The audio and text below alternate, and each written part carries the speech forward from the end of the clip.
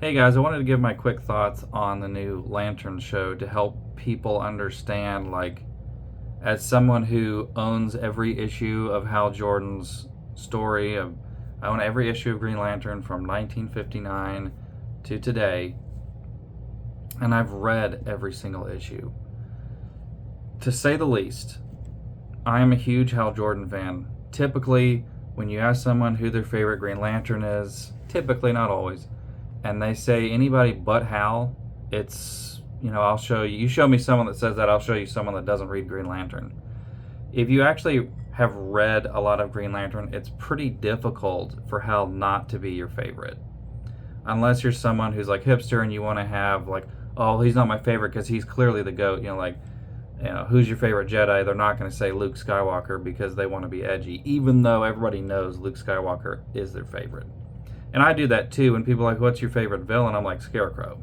When in reality, it is Joker. It's just that's the obvious choice, and sometimes we pick characters that aren't the obvious choice just for the sake of it, right? In our heart of hearts, we really do prefer, I really do think the Joker is the better villain, right? So let me help you guys understand, because I liked the show in the respect of the acting and the character development. I felt like Kyle Chandler did a good job playing Hal, and I felt Aaron Pierre did an excellent job playing Jon Stewart.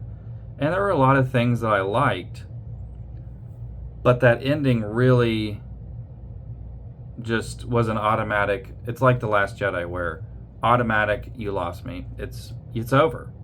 You've lost me completely. So let me help you understand why that would be my reaction, because a lot of people want to jump on that reaction and judge it. So let me explain it.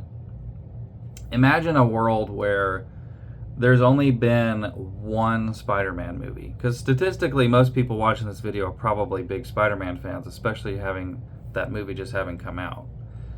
So let's imagine a world where there's only been one Spider-Man movie, and it was 10 years ago, and it was pretty controversial. It gets made fun of a lot, and then there's going to be a new show, and you're excited, and that show is in production hell for a while, and you're wondering if it's ever actually going to happen. You hear about it, but you hear that Hal Jordan's not going to be in it. Then a new company takes over, and then Hal Jordan's going to be in it, but he's going to be really old and jaded and passing the torch to a new Green Lantern. Spider-Man.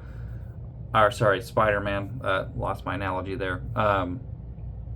Peter Parker is going to be training Miles Morales to be his replacement. Imagine that that's the premise of the show, that Peter Parker's old, jaded, he's passing the torch over to a new Spider-Man, Miles Morales. You can see it's a pretty good analogy. You finally get to see this show, and the acting is good, the writing is good, story is intriguing, and the mystery seems interesting. And you get to the last few minutes of the first episode, and you find out, and you see your favorite character with a bullet hole in his head, all alone. This is Peter Parker. I want you to imagine Miles Morales walking into a New York apartment and finding Peter Parker with a bullet hole in his forehead. And I want you to imagine what you would actually feel and think if you saw that. It would be pretty upsetting. And then you go online and you find a bunch of people who are gaslighting you, saying, well, he's not actually dead, he's going to come back as Parallax. Or, evil Spider-Man, right? As if that's better. Yeah, I want to see Hal Jordan come back as a supervillain. That's what I want to see. Never mind the fact that we are completely assuming that this DCU is going to live long enough to see that come about, which I don't think is true. I think that this DCU's days are numbered.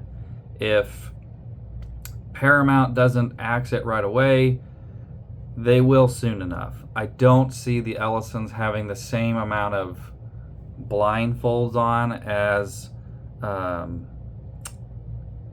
David Zaslav. David Zaslav is rose-coding everything because he wants that paycheck that he was promised. Once that's done, he's not going to be gaslighting people anymore.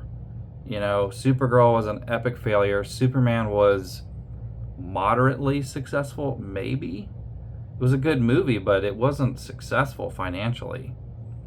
So far, it hasn't been very successful. In fact, if you're looking at tickets sold, and you don't even have to, if you're looking at actual, like the money coming in, not even accounting for inflation, it has been nothing but abysmal. So the idea that Peter Parker in this new theoretical MCU that MCU would live long enough to see Peter Parker be redeemed in the Peter Parker parallax story is pretty ridiculous. So this is it's like The Last Jedi for me. You know, it might have been high production value, the acting might have been good, and maybe, I can't say this about The Last Jedi, but maybe a decent amount of the writing was pretty good. But you got to stick the landing.